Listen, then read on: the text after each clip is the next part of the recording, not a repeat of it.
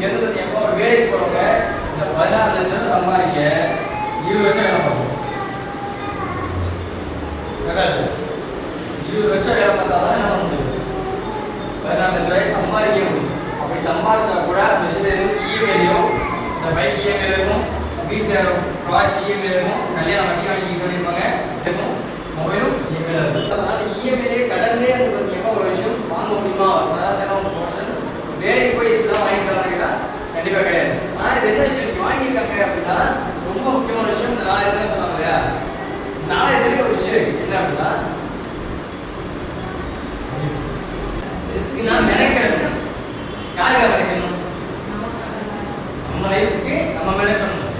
நம்ம லைஃப்ல நம்ம சம்பாதிக்கணும். நம்ம லைஃப்ல நம்ம ட்ரீம்ஸ் அச்சீவ் பண்ணணும். யாரும் ஒப்பந்தம் கையே நின்றக்கூடாதுன்னு ஒரு விஷயத்தை ரிஸ்க் எடுத்துருக்காங்க. 4000 ரூபா ரிஸ்க் எடுக்கல அப்படின்னா லைஃப் எப்படி மாறும்? ரிஸ்க் எடுத்துருக்காங்க. ரிஸ்க் எடுத்ததுனால இந்த விஷயம் கிடைச்சிருக்கு. நிறைய பேர் வெளியே இருக்காங்க. எத்தனை பேர் ஏன் ஃப்ரெண்ட்ஸ் இருக்காங்க? ஏன் ஃப்ரெண்ட்ஸே நிறைய பேர் வராங்க. பிசினஸ் ஜாயின் பண்ணல, ஜாயின் பண்ண பண்ணிருக்காங்க. 10,000 10,000 நம்மளுக்கு வேலை போயிருக்காங்க. கஷ்டம் தான் போறேன். பட் நான் என்ன பண்ணிருக்கேன்? 30,000 வந்துச்சா 2 வாரம் 50,000 15 நாள் 15 டேஸ்ல 50,000 புரியுதுங்களா? அப்ப சம்பாதிக்க ஒரே நாள் சம்பாதிக்கல. 3 வருஷம் கஷ்டப்பட்டுருக்கோம், ரிஸ்க் எடுத்துருக்கோம், நிறைய ப்ராப்ளம்ஸை ஃபேஸ் பண்ணி தான் வந்திருக்கோம். எதுவுமே ரிஸ்க் கூடாது. லைஃப்ல எதுவுமே நான் எதுவுமே மாற மாட்டேன், நான் எல்லாம் மாறிவிடா எதுவுமே மாறாது. லைஃப்ல நீங்க கஷ்டத்தை இருந்தால் சரி பண்ண நினைச்சா நீங்க தான் வேகணும். 4000 ரூபா ஒன்று செலவுக்குலாம் ஒரு ப்ராசஸ் இல்லை. செலவு பண்ணிட்டு தான் இருக்க போகிறோம்.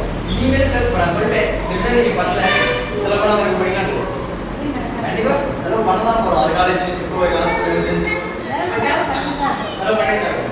அந்த செலவை ஒரு தடவை மாற்றி பண்ணுறதுனால ஒரு வரமா வாய்ப்பு கிடைக்கும். ஒன் டைம் தான் நம்ம பெரிய பார்த்தீங்களா? நீங்கள் நினைக்கணும், அதுக்காக உழைப்பு வரணும். 4000 ரூபா பிஸ்னஸ் கிடைக்காது. அந்த பிஸ்னஸ் கிடைச்சாலும் நீங்கள் வெளியூரில் சப்போர்ட் பண்ணுற ஆள் பிஸ்னஸில் என்ன வேணா உங்களுக்கு சம்பாதிக்க வச்சாதான் உங்கள் லைஃப் வாங்கினா லைஃப் வாங்க சம்பாதிக்க வச்சு சப்போர்ட் பண்ணி கொடுத்துருக்காங்க. அதை நீங்கள் சரியாக பயன்படுத்தி உங்கள் புரியுதா? புரிஞ்சா? லைஃப்ல ரிஸ்க் எடுக்க யாருக்கா ரிஸ்க் எடுக்கும்? நமக்காண்டி உங்களுக்காக. அதை புரிஞ்சுக்கணும். சரிங்களா?